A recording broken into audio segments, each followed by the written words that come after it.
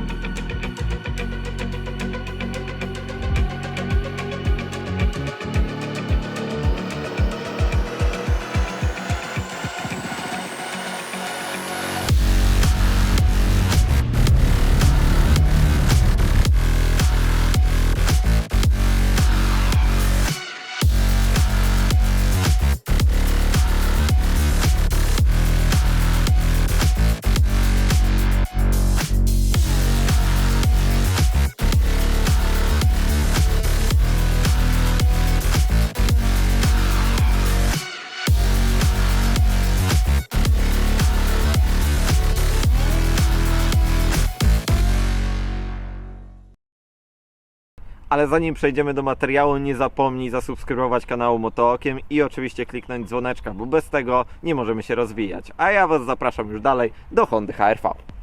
Najnowsza Honda HR-V kompletnie zrywa ze stylistyką poprzednika. Poprzednik oczywiście był taki dosyć mocno japoński, wiecie, ostro ciosany, taki dosyć japoński, niezbytnie jakoś awangardowy. Nowa Honda HR-V bardzo mocno przyciąga wzrok kierowców na drodze, bo jest czymś nowym i czymś świeżym. Bardzo fajnie, że Honda w ogóle postanowiła odświeżyć swoją gamę modelową, oczywiście zaczynając to Hondą E, którą będziecie mogli niedługo u nas też obejrzeć, ale także Honda HR-V jest jednym z elementów tej stylizacji nowej Hondy, jaka ma być przeniesiona na całą gamę modelową.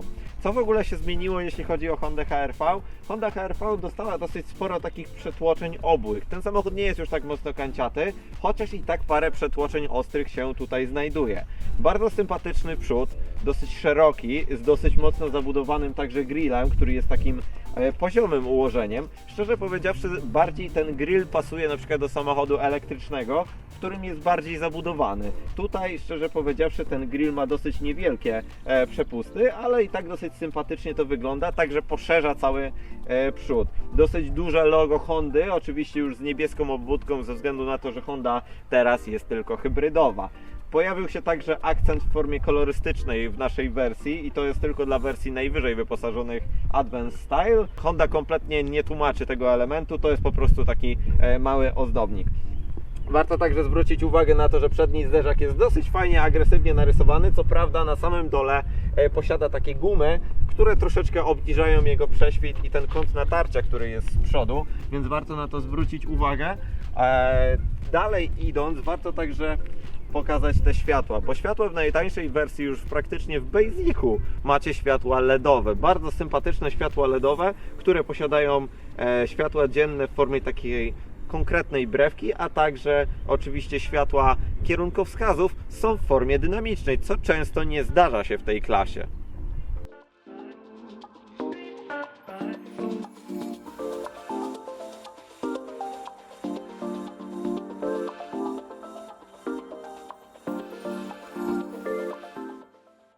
Boczna część nadwozia nowej Hondy HR-V także przeszła spore modernizacje. Oczywiście, tak jak już Wam wspominałem, trochę został ten samochód wyoblony i dosyć to widać. Oczywiście jest także jedno całe długie przetłoczenie ciągnące się od samego przodu praktycznie po sam koniec, ale tak dzisiaj się projektuje samochody, że faktycznie te przetłoczenia najczęściej one tutaj są.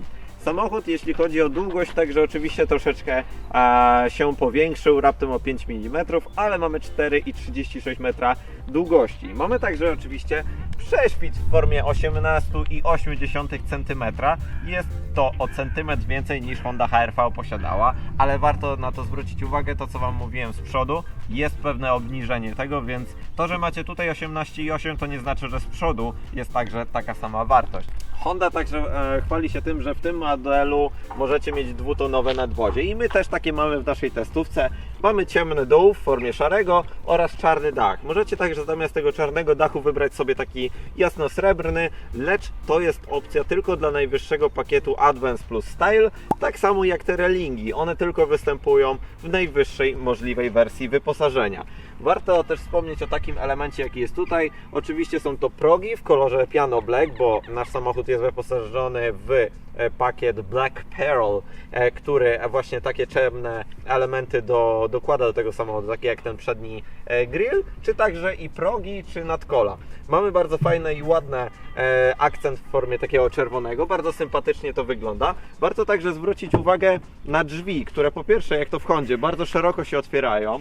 Oczywiście przednie, jak i tylne, więc tutaj na pewno wsiadanie jest bardzo ułatwione, ale także jak to w modnych nowych crossoverach, większość drzwi zasłania progi i tak samo także jest w Hondzie. Większość brudu zostaje, tak jak tutaj widać, na uszczelce, a próg pozostaje czysty po to, aby chronić oczywiście Wasze nogawki.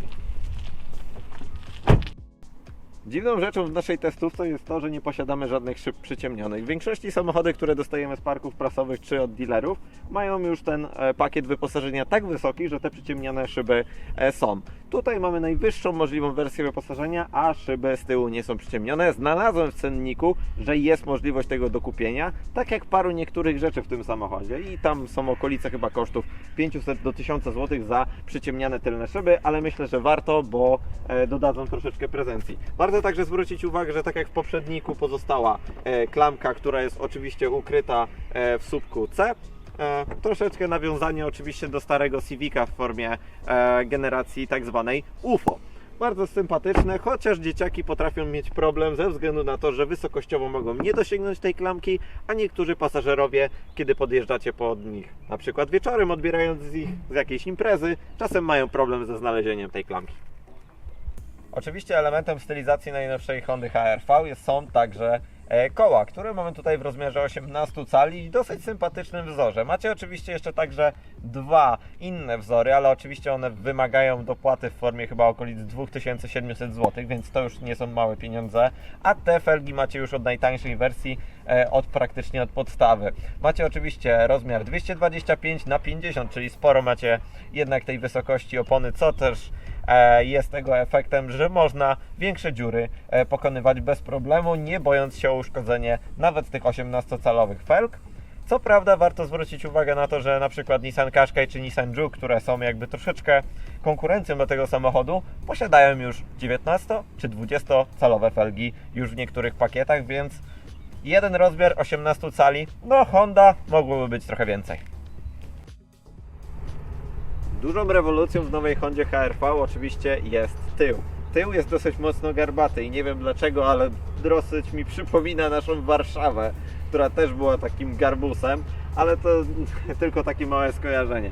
Oczywiście SUV typu coupé, czyli crossover typu coupé, to oznacza, że macie bardzo mocno ściętą szybę pod sporym kątem i tak też tutaj jest. Oczywiście w naszej wersji macie także spoiler, który wymaga dopłaty w formie takich na przykład listewek, to jest przedłużenie tylnej części spoilera, za to musicie dopłacić, ale wygląda naprawdę sympatycznie. Tylna szyba pod sporym kątem i umiejscowiona oczywiście wycieraczka tradycyjna. Dużą zmianą także jest cały LED bar, który pojawił się w tej Hondzie, bo ogólnie w Hondach nie było za dużo takich elementów świecących, tutaj się pojawił.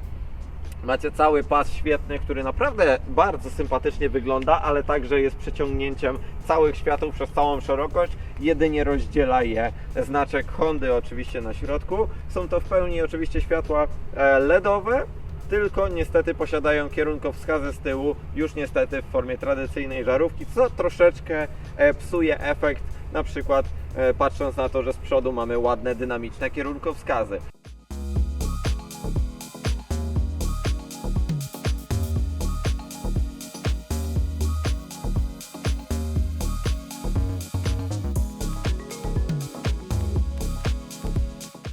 Oczywiście potem niżej mamy już spore zejście pionowo w dół, także parę przetłoczeń i oczywiście ładny napis HR-V, a także przypomnienie, jaką wersją jedziemy, bo jedziemy elektrycznie hybrydową wersją, czyli mamy napęd e-HEV. Warto także zwrócić uwagę na to, że zderzak jest bardzo mocno zaciągnięty do góry, bardzo ta dupcia idzie tutaj do góry i wygląda to troszeczkę dosyć komicznie jadąc z tyłu, bo po prostu macie tu bardzo dużo prześwitu. Oczywiście ułatwia Wam to zjazdy z pewnych nierówności czy z pewnych górek, ze względu na to, że nie zahaczycie zderzakiem. Oczywiście zderzak w naszej wersji jest także w piano blacku, a może to być różnie po kilku latach, bo może być po prostu to dosyć mocno porysowany element ze względu na piano black. Jedną rzeczą, która bardzo mi się nie podoba w tym samochodzie, to jest ta rura wydechowa. To jest taki kikut. Ja rozumiem, że w dzisiejszych czasach stosuje się fake wydechy albo po prostu się chowa te wydechy, ale droga Honda, jak już chowacie ten wydech pod zderzakiem, to zróbcie go w takiej formie, żeby po prostu go nie było widać, żeby był zlicowany. Bo ten kikut wystający aż się prosi o jakąś wstawkę chromowaną, ewentualnie jakąś ładną końcówkę, żeby to po prostu zaakcentować, a nie taki kikut wystający nie wiadomo po co. Oczywiście Honda także zaczyna się bawić troszeczkę jak Jeep, czyli przypominać swoją historię i na tylnej szybie możecie znaleźć także bardzo miły akcent. Najprawdopodobniej jest to Honda Civic, chyba generacji 9, najprawdopodobniej albo 10, umiejscowiona właśnie faktycznie na tym elemencie tylnej szyby. No to czas porozmawiać troszeczkę o silniku. A silnik, jak to w dzisiejszych czasach, jest to hybryda. Hybryda e-HEV zwana w Hondzie, bo wszystkie Hondy, które aktualnie są produkowane na Europę, są to Hondy hybrydowe. Dosyć ciężka maska. Co my tutaj mamy? Honda oczywiście tutaj ma bardzo podobną hybrydę co do takiej, jak była na przykład w Hondzie Jazz, o której już Wam opowiadałem. 1,5 litrowy silnik, który generuje moc okolice 107 koni i chyba 130 Nm, ale silnik tutaj nie jest najważniejszy, bo silnik pracuje oczywiście w cyklu Atkinsona po to, żeby osiągnąć sprawność 42% i Honda postanowiła to wykorzystać troszeczkę w inny sposób niż to wykorzystała Toyota.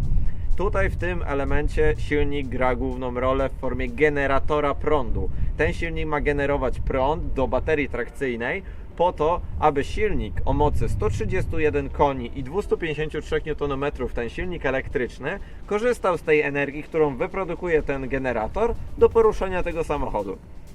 Rozwiązanie jest kompletnie inne, kompletnie w ogóle inne niż u innych producentów i nietypowe.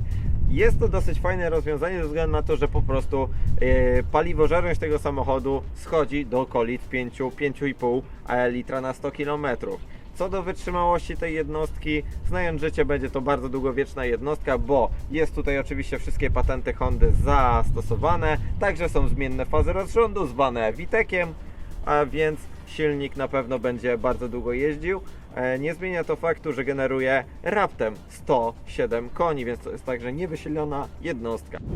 Łączna moc systemowa oczywiście całej hybrydy e-HEV to jest 131 koni i 253 Nm momentu obrotowego, ze względu na to, że tą moc generuje w większości silnik elektryczny i to on jest podawany jakby za całą moc systemową tej hybrydy. Honda HR-V oczywiście posiada tylko tak ubogi zestaw silników, tylko na Europę, ze względu na to, że emisja CO2, misie polarne, ekologia i wszędobylscy ekolodzy, którzy dobierają się oczywiście do segmentu motoryzacyjnego po to, żeby oczywiście zaoszczędzić CO2. No i Honda musiała podjąć taką decyzję, że cała gama modelowa oczywiście posiada teraz jednostki te hybrydowe e-HEV o praktycznie bardzo zbliżonych mocach. Troszeczkę szkoda, bo Honda HR-V posiadała w wersji Sport poprzedniej generacji bardzo fajny, dynamiczny silnik dwulitrowy, oczywiście wolno ssący ze zmienną fazą rozrządu, VTEC-iem, generującą moc 190 koni. Ten samochód naprawdę bardzo fajnie jeździł i bardzo był dynamiczny. Nowa hybryda Hondy już do takich samochodów niestety nie należy, a nie należy ze względu właśnie na Europę, bo poza Europą możecie znaleźć napęd 4x4 oraz inne ciekawe silniki. U nas tylko hybrydy.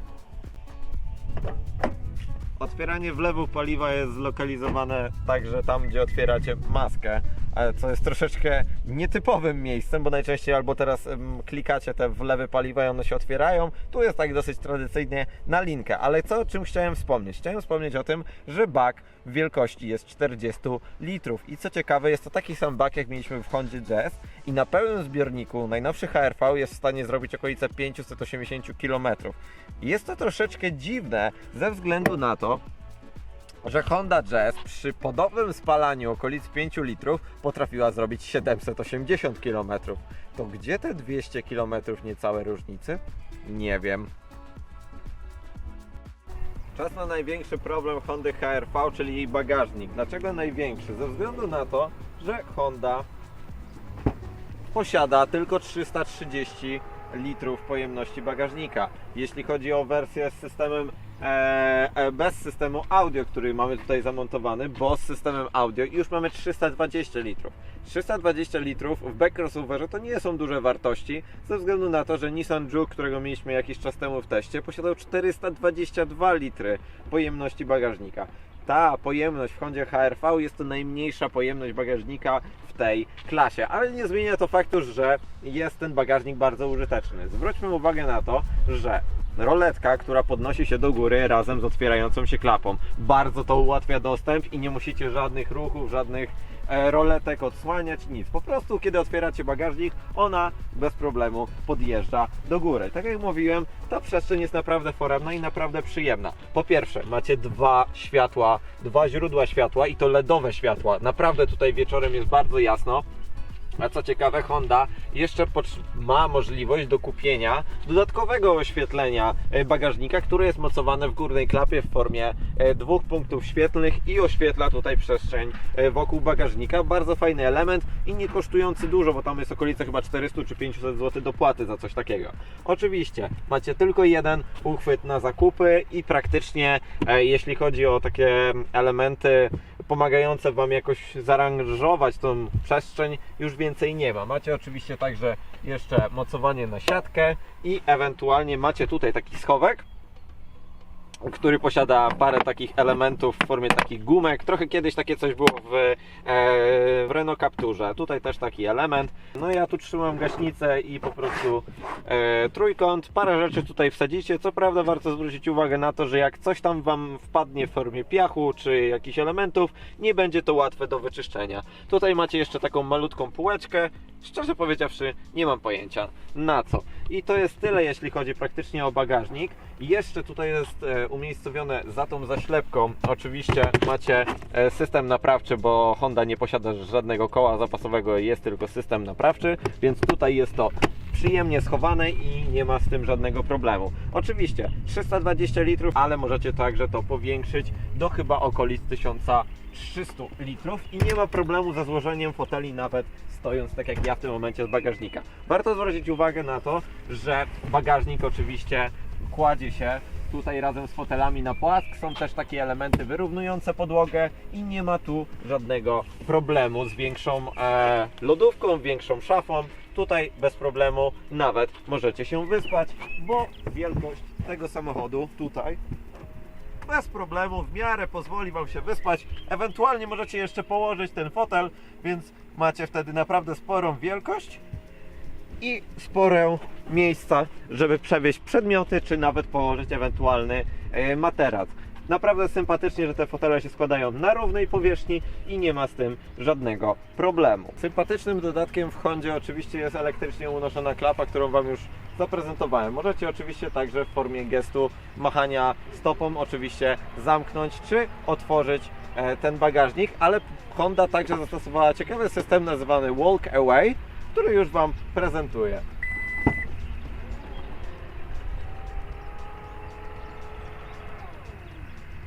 System Walk Away aktywujemy tutaj z poziomu takiego przycisku. Mamy tutaj ikonę zamykającej się klapy oraz piktogram człowieka, który odchodzi. Aktywujecie taką funkcję, bierzecie na przykład, tak jak ja w tym momencie, nie wiem, skrzynkę, torbę, plecak, cokolwiek i po prostu odchodzicie od samochodu, a samochód sam zamyka tylny bagażnik. Co prawda jest pewna wada tego rozwiązania, bo tak jak widzicie, samochód teraz w tym momencie nie jest zamknięty. On jest otwarty, więc za każdym razem musicie jednak jeszcze podejść do klamki po to, żeby samochód się zamknął. Oczywiście Honda nie byłaby Hondą, gdyby nie wykorzystali także swojego patentu, czyli Magic Seats. Unoszone oczywiście magiczne fotele, które pozwalają Wam przewieźć naprawdę sporej wielkości przedmioty, ze względu na to, że tutaj możecie sobie nawet na środku usiąść bez żadnego problemu. Możecie tutaj przewieźć lodówkę, szafę, telewizor, no szafę może nie, ale telewizor czy lodówkę w jakiejś formie możecie przewieźć, czy naprawdę nawet w niektórych samochodach, w Hondzie chyba Civic udało nam się tutaj w poprzek zmieścić rower, więc te magiczne fotele to jest naprawdę fajne i sympatyczne rozwiązanie. Wystarczy tylko je podnieść, ewentualnie tak jak teraz zablokować z powrotem do zwykłej pozycji i potem macie. Po wejściu do nowej Hondy Jazz chciałbym Wam opowiedzieć na początek o fotelach, które oczywiście są bardzo sympatyczne, a także macie jasne wnętrze, które bardzo dobrze pasuje do tego samochodu i na pewno poprawia jego wygląd oraz nastrój w środku. Warto zwrócić uwagę też na fotele i ogólnie pozycję za kierownicą. Mieliśmy już Hondę Jazz, w której opowiadałem o tym, że bardzo przyjemny materiał na fotelach, bardzo miękki. Tutaj ten materiał na środku jest taki dosyć twardy, szczerze powiedziawszy, jakby był zrobiony z jakichś plastikowych butelek w jakiejś formie. Warto zwrócić uwagę na to, że pozycja jest taka jak w crossoverze, co przekłada się na komfort. Niestety po dłuższych trasach czujecie ból w Waszych udach ze względu na to, że po prostu siedzicie troszeczkę jak na stołku. Oczywiście możecie sobie tutaj doregulować wysokość, także oparcie, nie ma z tym żadnego problemu i także odległość. Niestety elektryki brak. Dużą wadą Hondy na pewno jest fakt, że posiadana dwustopniowo regulowana kierownica jest bardzo krótka. Niestety ten skok jest dosyć krótki. Ja z chęcią bym się odsunął troszeczkę dalej i wyciągnął tą kierownicę bliżej siebie, ale niestety regulacja już na to nie pozwala. Więc jeśli chodzi o fotele, w Jazzie były lepsze. Wnętrze nowej HR-V. HR-V jest bardzo przyjemne nowa wewnątrz, jeśli chodzi na pewno o poziome linie, które bardzo poszerzają ten samochód. Mamy naprawdę przyjemne dosyć materiały. Tutaj jest naprawdę taki sympatyczny panel, który niestety jest twardy, tak samo jak pod szybie całe niestety także jest twarde. Sporo tutaj jest takich elementów, które wydają się na miękkie, ale są dosyć twarde. Tutaj górna część drzwi także jest nawet miękka, szczerze powiedziawszy, więc takich elementów troszeczkę się znajdzie. Czym niżej będziecie tutaj podążać, tym tutaj są twardsze elementy. Co prawda tutaj ten element jest taką miłą, przyjemną poduszką i jest w miarę mięciutki. Co się tutaj w ogóle zadziało, jeśli chodzi o stylizację wnętrza? Zadziało się tutaj sporo. Może zacznijmy od kierownicy. Kierownica jest naprawdę bardzo przyjemna. Z grubej jest to dosyć gruby wieniec, bardzo fajnie, przyjemnie wyprofilowany. Pojawiła także się poprzeczka na środku, która na przykład w Hondzie Jazz jej tutaj nie było. Była tylko dwuramienna kierownica, tutaj już jest trzyramienna kierownica. Macie także łopateczki do rekuperacji, którą sobie tutaj sterujecie. Standardowe przełączniki, manetki w formie kierunkowskazów, czy świateł, czy także wycieraczek, to już znane jest w Hondzie od dłuższego czasu, ale bardzo dużo tutaj jest zrobionych ergonomicznie rzeczy. Wszystkie przyciski tutaj są na przykład okrągłe, czy są pokrętła i tak dalej, są w tak idealnych miejscach rozmieszczone, że praktycznie Wy, celując, że chcecie zmienić na przykład temperaturę klimatyzacji, robicie to odruchowo, nie ma z tym żadnego problemu. Co do panelu klimatyzacji, także został zmieniony względem poprzednika. W poprzedniku ludzie narzekali na to, że Honda wprowadziła jakieś dotykowe przyciski. Tutaj się kompletnie z tego wycofali. Mamy 3 pokrętła, które odpowiadają oczywiście za temperaturę kierowcy, temperaturę pasażera, z takim miłym podświetleniem, także jak czym bliżej zimnego, tym się zapala na niebiesko, a czym bliżej ciepłego zapala się na czerwono. Bardzo sympatyczny system, intuicyjny. Macie także oczywiście podgrzewanie, zamknięcie obiegu, czy także trójstopniowo podgrzewane fotele. Tak samo jest podgrzewana kierownica i to już szczerze powiedziawszy, chyba nawet od niższych wersji podgrzewanie kierownicy także jest. Naprawdę tutaj bardzo przyjemnie wszystko wygląda. Warto zwrócić uwagę na system wentylacji. Macie 4 kratki nawiewu, które oczywiście możecie sobie lewo-prawo sterować. Co prawda nie da się ich zamknąć w żaden sposób, bo nie mają żadnych klapek w środku, które mogą zamykać taki nawiew. Macie tutaj ciekawy system Hondy, która debiutuje w tym modelu, to jest takie rozproszenie kierunku nawiewu. Macie albo możliwość tutaj polecenia tym takim odwróconym L, gdzie to powietrze jest dosyć ładnie, łagodnie rozprowadzane po wnętrzu. Macie możliwość przełączenia na ten nawiew, który oczywiście możecie sobie dokładnie kierować w lewo albo w prawo, a także możliwość zamknięcia. To wszystko się steruje bardzo przyjemnym pokrętłem, które jest takie chropowate i naprawdę już nawiązuje do jakichś marek premium. Tak samo oczywiście w panelu klimatyzacji też takie gałeczki są bardzo przyjemne w dotyku, intuicyjne i bardzo mi się to podoba. Przed oczami kierowcy macie także półwirtualny ekran, jakby półwirtualną deskę rozdzielczą, w której oczywiście po lewej stronie posiadacie ekran i to, co na środku jest wyświetlane, także jest ekranem. Macie możliwość tego personalizacji w takiej formie kilku widoków: zasięgu, paliwa, prędkości, audio czy paru jeszcze innych elementów. Bardzo szybko to działa, jeszcze szybciej niż działało to w Jazzie i to jest bardzo sympatyczny system, który tutaj jest. Po prawej stronie macie analogowy cyferblat, który jest oczywiście ze standardową wskazówką i pokazuje Wam prędkość. Jeden i drugi element bardzo dobrze się ze sobą komponują. Ten ekran po lewej stronie ma także bardzo dużą rozpiętość tonalną, dzięki czemu ta czerń jest także bardzo dobrej jakości i nie odróżnia się praktycznie od tego standardowego, klasycznego licznika. Jeden z fajniejszych pomysłów na połączenie nowości z klasyką. Oczywiście także macie przyciski na kierownicy odnośnie sterowania tempomatem oraz sterowania multimediami, czy faktycznie tą lewą częścią ekranu. Tutaj także pojawił się taki ergonomiczny przycisk do regulacji jasności. Jest on szybko pod ręką i nie ma z tym żadnego problemu. Na środku deski rozdzielczej oczywiście wylądował ekran w formie takiego tableta 9-calowego z bardzo przyjemnym i intuicyjnym systemem hondowskim, który naprawdę sympatycznie i szybko działa. Co prawda, kiedy mieliśmy Jazza, ten ekran był naprawdę taki błyszczący i bardzo czytelny. W tym egzemplarzu, w tym modelu Hondy, Honda postanowiła zastosować matową powłokę i szczerze powiedziawszy, ta matowa powłoka troszeczkę jakby zabiera uroku z tego ekranu. On jest taki troszeczkę mniej czytelny i potrafi być taki troszeczkę jakby za mgłą. Tamto rozwiązanie z Jazza było o wiele lepsze, ale nie zmienia to faktu, że macie tutaj oczywiście Android Auto i Apple CarPlay w wersji bezprzewodowej, a Android Auto w wersji przewodowej. To jest troszeczkę dziwne rozwiązanie, dlaczego klienci są dzieleni. Macie oczywiście tu także usługi Hondy online, ale to kto się będzie tym zawracał głowę. Bardzo sympatyczna także nawigacja Garmina, połączenie z telefonem, audio, bluetooth i nie ma z tym żadnego w większości problemu. Schodząc niżej, oczywiście wybierak do skrzyni biegów. Macie także tutaj bardzo taką sympatyczną wstawkę miedzianą, którą oczywiście w konfiguratorze możecie sobie dobrać. Macie bardzo ciekawą i bardzo dobrze działającą także ładowarkę indukcyjną. Co ciekawe, jak położycie tam telefon, on oczywiście nie ma problemu, żeby się naładował. Tylko warto zwrócić uwagę też na to, że ta ładowarka się nie rozłącza podczas jazdy, nie ma problemów i się nie przegrzewa. Działa po prostu bardzo dobrze i nie mam do niej większości zastrzeżeń. Telefon także możecie sobie położyć tutaj i jakby miejsce na dwa telefony także macie. Ewentualnie trzecie miejsce tutaj na środku w formie wykorzystania przestrzeni tutaj pomiędzy cup holderami, których mamy tutaj dwa. Oczywiście obok cup holderów tradycyjnie mamy także Drive Mode, który steruje Sport, Normal, Eco, ale w tym samochodzie raczej jeździ się tylko na trybie normalnym, nie ma co szaleć.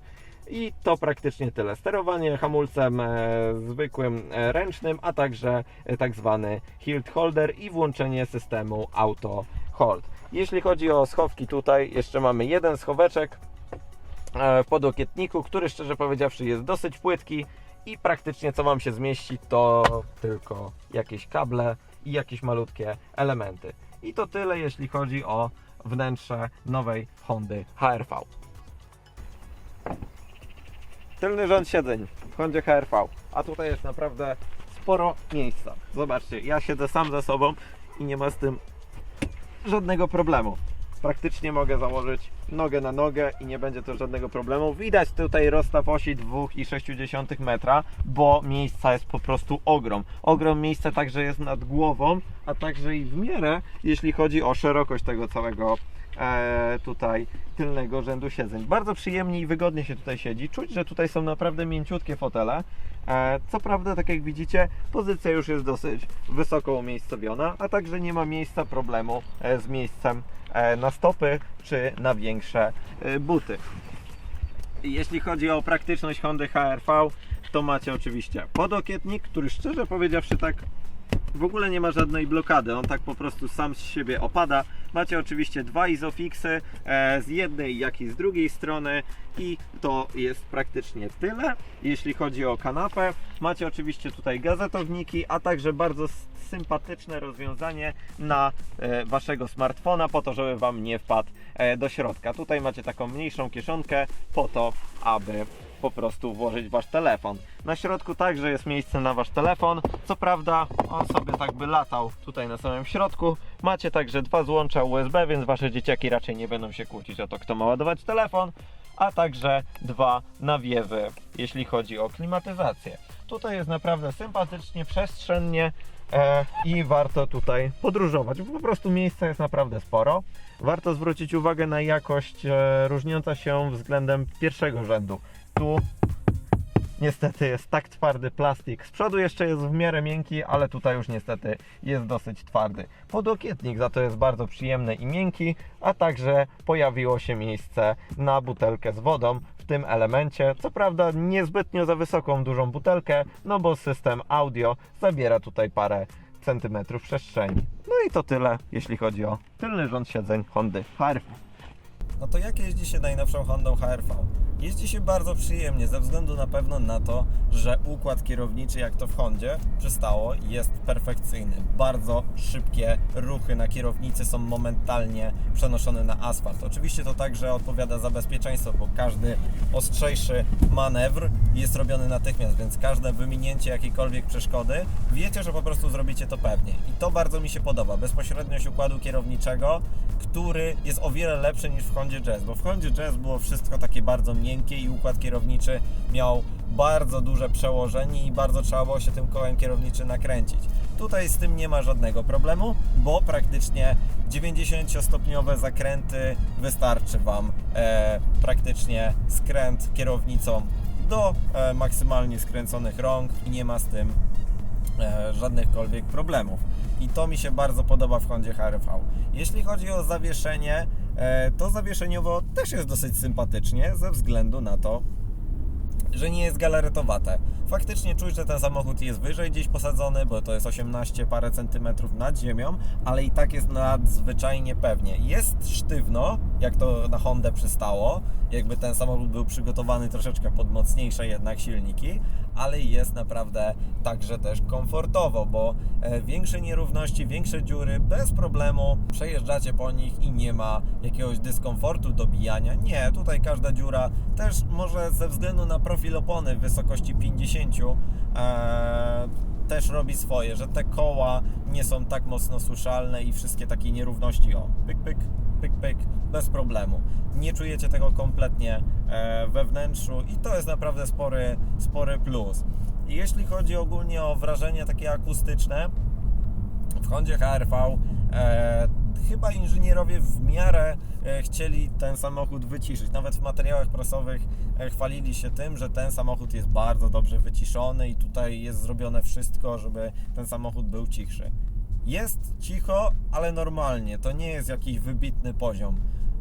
Trochę słychać lusterka czasem, trochę słychać słupki przy wyższych prędkościach, ale nie zmienia to faktu, że po prostu jest tutaj komfortowo i przyjemnie. Ja nie mam jakichś wielkich zastrzeżeń co do głośności w tym samochodzie, jeśli chodzi o jakiś wiatr, kamienie, podwozie. Tu jest wszystko raczej moim zdaniem w porządku. Jedynym takim dźwiękiem, który jest dosyć mocno irytujący, to na pewno jest silnik. A dlaczego silnik, to zaraz Wam pokażę. No właśnie. Wciśnięcie pedału przyspieszenia niestety oferuje nam taki nieprzyjemny dźwięk. I jeszcze raz. I nagle jakbyśmy zapięli kolejny bieg. Niestety, jak ktoś mi kurczę powie, że w Toyocie wyje skrzynia, to niech wsiądzie do Hondy. Bo tak, w Hondzie wyje skrzynia. I to jest CVT, tak, to jest to CVT, które wyje, symuluje biegi i ogólnie przez to ten silnik jest dosyć mocno słyszalny, bo ogólnie w większości jeździcie na prądzie i nie ma z tym żadnego problemu, bo tak jak już wspominałem, tu jest generator prądu, który napędza Wasz silnik elektryczny, tak? W takiej formie, że macie energię zgromadzoną w silniku, w baterii trakcyjnej, którą po prostu zamieniacie potem silnikiem elektrycznym na napęd w tym samochodzie. I to się sprawdza. Tym samochodem nie chce się szybko jechać, bo jak chcecie szybciej i mocniej przyspieszyć, to macie taki efekt, jak żeście słyszeli. Wycia, tak. Tym samochodem po prostu trzeba w miarę żwawo dojść do danej prędkości i ją po prostu utrzymywać. Wtedy jedziecie na w pełni elektrycznym napędzie i nie ma z tym problemu. Czy tak jak ja teraz jadę w niższych prędkościach, po prostu jadę w większości na napędzie elektrycznym, choć silnik spalinowy czasem potrafi także pracować ze względu na to, że musi doładowywać baterię trakcyjną. Silnik generuje dosyć szybko ten prąd, zauważyłem, i to jest na pewno jego spora zaleta, bo po prostu widać, że bateria nie jest jakiejś bardzo dużej wielkości, szybko się napełnia, sporo jeździmy na tym elektryku, co także się przekłada na ekonomiczność tego samochodu w formie spalania 5,5 litra, nawet przy wyższych prędkościach. Nam przy prędkościach 120-130 km na godzinę na trasie z Łodzi do Warszawy samochód spalił okolice 5,5 litra. Sympatyczny wynik? Tak. Bardzo sympatyczny, ale Honda Jazz potrafiła zrobić to jeszcze lepiej i mieć niższe spalanie. I to jest dla mnie zastanawiające, bo to jest ten sam silnik, ta sama baza, co jest w Hondzie Jazz. Jedynie jest mocniejszy silnik elektryczny, chociaż niektórzy specjaliści mówią o tym, że silniki elektryczne także są takie same i po prostu są zmienione parametry. Tu macie 130 koni, w Jazzie było okolice 100 paru koni. Ale także się to przekłada na to, że ten samochód jest w miarę sprawny. Nie jest to demon prędkości, bo ten silnik elektryczny jest jakby nie miał tej mocy tak do końca. On przyspiesza, ale to nie jest jakieś bardzo mocne przyspieszenie, takie uderzenie. Dlatego tym samochodem nie chce się po prostu szybko jeździć. Chce się jeździć jak najwięcej właśnie na tym prądzie, co wychodzi potem w formach spalania. Tak jak teraz delikatnie przyspieszam, nie wcisnąłem dużo gazu, silnik wszedł do roli, do gry, napędza się jako generator, a silniki napędzają nasze koła. No i tak możemy sobie jechać. Lekko odpuszczacie gaz i jedziecie potem już na prądzie. Bardzo sympatycznie jeździ się tym samochodem. Trzeba się przyzwyczaić do tego wycia, no niestety jest jakie jest, ale ogólnie moje wrażenia z Hondy HR-V są naprawdę dosyć mocno pozytywne. Jedyne, za co bym skrytykował troszeczkę ten samochód, to jest widoczność. Widoczność w słupkach i widoczność przedniej szyby. Przednia szyba jest dosyć mocno taka krótka i trochę czujecie się tak, jakbym jeździł Mini Cooperem, Jeepem Wranglerem. Każde światła, każde hamowanie do świateł na pierwszej pozycji wymaga Waszego uniesienia wzroku do góry i przybliżenia się, więc to jest lekki problem. Do tyłu z widocznością nie jest tak źle, chociaż słupki łączą się także z lusterkami i w szczególności to prawe lusterko, które jest... Ogólnie lusterka w tym samochodzie są ogromne, są bardzo duże i niczym z jakiegoś dostawczaka w formie Volkswagena Caddy czy Transportera, ale obudowa lusterka dosyć łączy się z słupkiem i w pewnym momencie macie dosyć duże pole wycięte z widzenia, więc trzeba na to uważać, w szczególności w mieście, gdzie pieszych jednak jest sporo i mają swoje pewne uprawnienia. No to macie już wrażenie z naszej jazdy i wiecie, jak Honda HR-V radzi sobie na drodze. A teraz usiądźcie dosyć wygodnie i pewnie, bo porozmawiamy o pieniądzach, bo Honda HR-V do tanich samochodów nie należy. Najtańsza wersja możliwa to jest 134 000 złotych. To nie jest mało jak za segment B crossovera. Oczywiście nasza wersja Advance Plus Style, czyli tak jak widzicie z tym dwukolorowym nadwoziem, z tymi railingami i tak dalej, to jest okolice 159 000 złotych bez żadnych dodatków.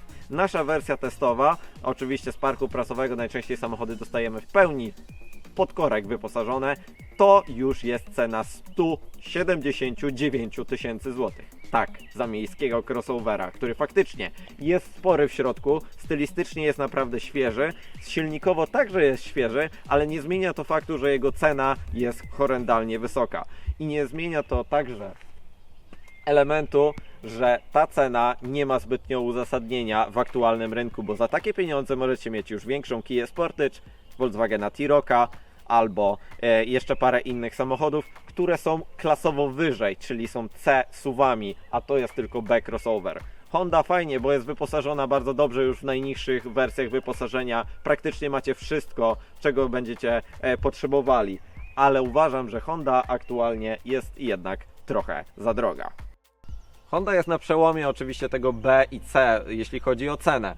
Ale jeśli chodzi o konkurencję niższego segmentu, czyli B crossoverów, no to tam, gdzie Honda dopiero się zaczyna, tam większość samochodów z segmentu B, takich jak Nissan Juke, Captur, czy parę jeszcze innych modeli, już kończy swoje wielkości cenowe, tak? Jeśli chodzi o pakiety wyposażenia, bo za okolice 125 000 złotych możecie mieć także coupé crossovera w formie na przykład ciekawego Nissana Juke'a, którego ostatnio mieliśmy okazję testować.